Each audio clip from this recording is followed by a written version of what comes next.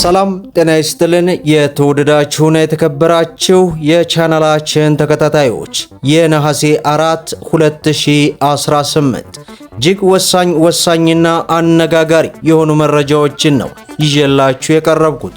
በቅድሚያም ዋና ዋናዎቹን በማስቀደም እንጀምራለን። ከአገልግሎት ክፍያ ጋር በተያያዘ እጅግ በጣም መልካም የሆነ ዜና ተሰምቷል። በዚህም ዜና መሰረት የአገልግሎት ክፍያው ሙሉ በሙሉ እንዲነሳ ተደርጓል። ከምን ጋር ተያይዞ ነው? ሙሉ ዝርዝር መረጃውን ይዘናል። በሌላው መረጃችን ከቆጣሪ ክፍያ ጋር በተያያዘ በተለይ ደግሞ አዲስ ቤት ሰርታችሁ ቆጣሪ ላስገባችሁ እናንተን በተመለከተ አዲስ መረጃ ተሰምቷል። ምንድነው? ይህንንም ወደ እናንተ እናደርሳለን።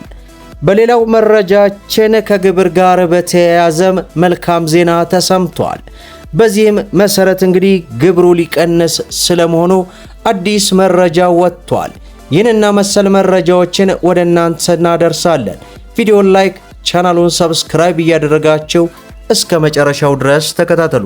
በቅድሚያም ከቆጣሪ ክፍያ ጋር በተያያዘ አዲስ መረጃ ተሰማ።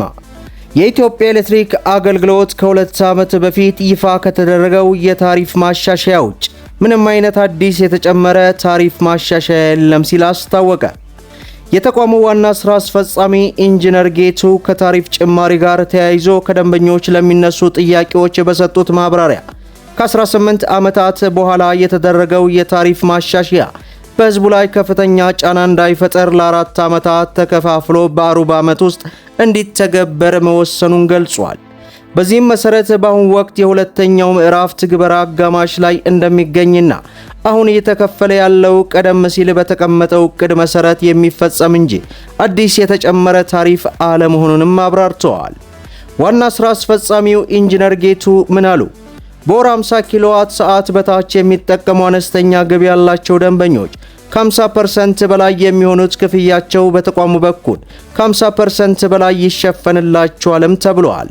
1 ኪሎዋት ኤሌክትሪክ ለማመንጨትና ለማሰራጨት ከ6.5 እስከ 7 ዩኤስ ሳንቲም የሚወጣ ቢሆንም ለአገልግሎት ተጠቃሚው የተሸጠ ያለው ግን ከ2 ዩኤስ ሳንቲም በታች በመሆኑ ተቋሙ ከፍተኛ ኪሳራ እየተሸከመ ነውም ተብሏል። አብዛኞቹ ቆጣሪዎች አሮጌ በመሆናቸው በንባብ ጊዜ የሰው ሰራሽ ስህተቶች ይፈጠራሉ።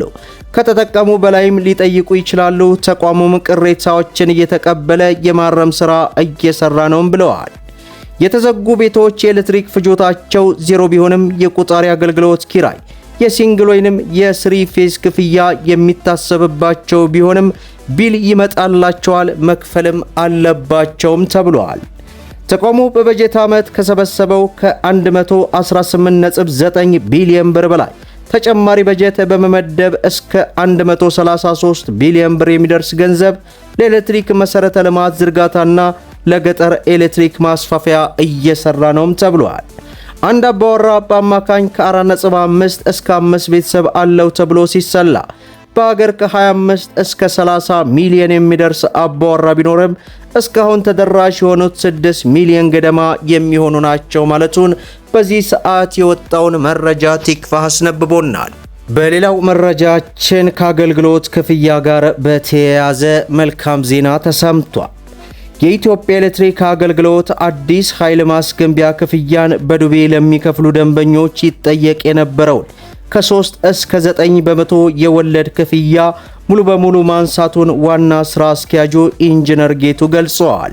ቀደም ሲል የዱቤ ክፍያ ጊዜ እስከ 24 ወራት ይደርስ የነበረ ቢሆንም ከ6 ወራት በላይ ለሚቆይ ክፍያ ወለድ ይጣል እንደነበር ገልጾ አሁን ወለዱ መነሳቱ ክፍያውን በአንድ ጊዜ መፈጸም ለማይችሉ ዜጎች እጅግ በጣም አስደሳችና መልካም የምስራች መሆኑን ገልጸዋል።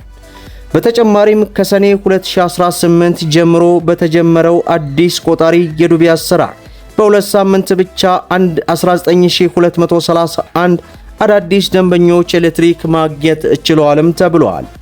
ተቋማቱ በ2018 በጀት ዓመት 664505 አዳዲስ ደንበኞች ያገኘ ሲሆን በ2019 ደግሞ 1.1 ሚሊዮን አዲስ ደንበኞች ለማግኘት አቅዷልም ተብሏል። ኢንጂነር ጌቱ እንደገለጹት አገልግሎቱ በ70 ዓመታት ታሪክ 5.88 ሚሊዮን ደንበኞች ማግኘት ችሏል ያሉ ሲሆን አሁን ግን በዓመት እስከ 1 ሚሊዮን ደንበኞች የማግኘት አቅም ላይ ደርሷል ማለቱን ተገልጿል። በሌላው መረጃችን ከግብር ጋር በተያያዘ መልካም ዜና ተሰማ። በይፋ በተከፈተው 26 ቀናት ባስቆጠረው የምክክር ጉባኤ እየተመከረ ያለውና እስካሁን እምብዛም የዘገባ ሽፋን ያልተሰጠው ማህበራዊና ኢኮኖሚያዊ እንዲሁም የአርሶ አደርና አርብቶ አደር ጉዳዮች በሚለው አጀንዳ ስር የሚገኘው የመሬት ጉዳይ በጉባኤተኞች አከራክሮ 3 አማራጭ ምክር ቤቱ ቀርበዋል። ተሳታፊዎች በተለይ የመሬት ባለቤትነት፣ የህዝብ ቆጠራ፣ ውክልና፣ የሀብት ክፍፍል፣ የግብር፣ የሰራተኞች ደሞዝ ጉዳይ ላይ በኢትዮጵያ የሚስተዋለውን ችግር በመቅረፍ ይረዳሉ የተባሉ ምክረ ሐሳቦችም ከተመካካሪዎቹ መቅረባቸው ለቲክቫህ ተገልጸዋል። በእነዚህ አጀንዳዎች የተሳተፉ ካሉ ተመካካሪዎች አንዱ ባለው ነባራዊ ሁኔታ የመሬት ጉዳይ አጨቃጫቂ መሆኑን ገልጸው የመሬት ባለቤትነትን በተመለከተ በቡድናቸው 3 ምክረ ሐሳብ መቅረባቸውን ለቲክቫህ ኢትዮጵያ ተናግረዋል። መሬት የመንግስት መሆን አለበት፣ ህዝቡ እየተጠቀመ አይደለም፣ እንዲያውም የግል መሆን አለበት፣ የህዝብና የመንግስት ሆኖ መቀጠል አለበት የሚሉ ሐሳቦች ቀርበው ተመካካሪዎችን በሐሳብ አሟግተዋል። በተለይ መሬት የግል ከሆነ ተሽጦ በተወሰነ ባለሀብት እጅ ስለሚገባ ለቀጣይ ትውልድ ለማስተላለፍ አስቸጋሪ ይሆናል። የመንግስት ከሆነ ደግሞ ህዝቡ በመሬት መጠቀም መብት ያጣል የሚል በብርቱ መከራከሩን ተሳታፊዎች ተናግረዋል። ባለው ሁኔታ መሬት የህዝብና የመንግስት ነው ቢባልም አንድ የመንግስት ባለስልጣን በፈለገው ጊዜ ከመሬት ተነሱ ስለሚል የህዝብ መብት እየተከበረ አይደለም የሚል መከራከሪያ ሐሳብም እንደቀረበ ተገልጿል። በኢትዮጵያ አርሶ አደሮች የሚመረቱበትና የከተማ ቦታ የሆነው የግል መሬት አርብቶ አደሮች በጋራ የሚጠቀሙበት የውል መሬት የውል የሚሆን እንደ መስቀል አደባባይ ያለው የሃይማኖት መሬት፣ ጋራ፣ ደን፣ ወንዝ፣ የማዕድን መሬቶች እንዳሉ በየፈርጁ ተጠቅሰው በተሳታፊዎች ከተመሰከረ በኋላ ለአጠቃቀም ህግ መውጣት እንዳለበት ምክር ሐሳቡ ላይ ተገልጿል። ጋራ፣ ደን፣ ወንዝ፣ የማዕድን መሬት በመንግስት እጅ እንዲሆኑና መንግስት መሬት ሲፈልግ የገበሬ መሬት ላይ እንዳይሄድ እፈልጋለሁ ካለም ተመጣጣኝ ካሳ እንዲከፈል፣ አርሶ አደሩ የግሉንም መሬት በግዴታ ሳይሆን ያጠዋል ላለው ኢንቨስትመንት እንዲውል መብቱ እንዲጠበቅ በሚል ሐሳብ በአመዛኙ መቅረብ እንዳለባቸው ከተሳታፊዎች ተገልጿል። በዚህም መሬት የግል፣ የውል፣ የመንግስት እንዲሆን በዋናነት 3 ሐሳብ መቅረቡ ይህ ሲሆን መሬት የግል ይሁን የመንግስት ይሁን በሚል የከራከሩ ስጋት አዘል ሐሳቦች እንዲቀረፍ የህግ ማዕቀፍ እንዲኖር በ250 ቡድን መጠየቁን ሌላኛው ተሳታፊም ተናግረዋል። የደሞዝና የግብር ነገር የኑሮ ውድነት በየዕለቱ እየጨመረ የሚከፍለው ደሞዝ ግን አነስተኛ ከመሆኑ ባሻገር ከዚያ ላይ ከፍተኛ ግብር እየተጠየቀ በመሆኑ ፍትሃዊ የሆነ አከፋፈል እንዲኖር ግብር መቀነስ አለበት በሚል አብዛኞቹ ተመካካሪዎች መስማማታቸውን እኚህ ተመካካሪ ለቲክቫህ ኢትዮጵያ አስረድተዋል።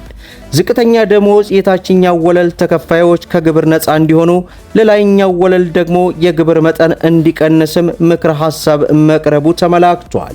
ሌላኛው አጀንዳ ስር ያለው ተሳታፊዎች በተወሰነ ደረጃ ለሐሳብ ሙግት የጋበዟቸው የህዝብ ቆጠራ ውክልና ጉዳይ ነው። በ1999 የተደረገው የህዝብ ቆጠራን በተመለከተ ሁሉም ብሔረሰቦች በትክክል አልተቆጠሩም እንዳሉ ከተሳታፊዎች አንዱ ተናግረዋል። በ1999 ቆጠራ አማራ ክልል 25 ሚሊዮን ህዝብ ተቆጥሮ ነበር። ወደ መቀመጫ ሲሰጥ ግን 2 ሚሊዮን ህዝብ ተቀንሶበታል። ኦሮሚያ ክልል ክርስትና የተነሳ ሁሉ አማራ ነው ይባል ስለነበር እንደ አማራ የተቆጠረ በወቅቱ ኦነግ መባል በህግ እንደሚያስቀጣ በፓርላማ ተወስኖ ስለነበር በኦነግ ፈረጃለሁ ብሎ ራሱን በትክክል ያላስቆጠረ ኦሮሞ አለ። ሶማሌ ህዝብም በውል ስላልተቆጠረ ወደ 5 ወንበር አጥቻለሁ ብሎ ያነሷቸው ሐሳቦች በልዩነት መያዛቸውን ቲክቫህ ገልጿል። ህዝባችን በትክክል እስካልተቆጠረ ያጣናው በጀት አለ ካሳ ይከፈለን በሚል ከተሳታፊዎች በአንድ በኩል ተነስቶ ሁሉም ከካሳ ከሆነ በቀጣይ ገለልተኛ በሆነ አካል ቆጠራ እንዲከናወን የሚል ሐሳብ ደግሞ በሌላ በኩል መንጸባረቁንም በዚህ ሰዓት የወጣውን ሪፖርት ቲክቫህ ኢትዮጵያ አስነብቦናል። መደመጥ ያለባቸው ወሳኝና አነጋጋሪ የሆኑ መረጃዎችን ይመስላሉ። ቪዲዮን ላይክ ሸር እያደረጋችሁ ለበርካታ ወንድሞች እንዲደርስ አድርጉ። ለቻናላችን አዲስ ከሆናችሁ ሰብስክራይብ በማድረግ እንዲሁም በየዕለቱ የሚለቀቀው መረጃ እንዲደርሳችሁ የኖቲፊኬሽን ማብራታችሁን እንዳትዘነጉ እያልኩኝ ለዕለቱ ያስኩላችሁ መረጃን ይመስላል። እስከ ፍጻሜው ድረስ አብራችሁን ስለቆያችሁ ልባዊ ምስጋናችን እየሰጠን በሌላ ቪዲዮ እስከምንገናኝ ወሰላሙ አለይኩም ወራህመቱላህ።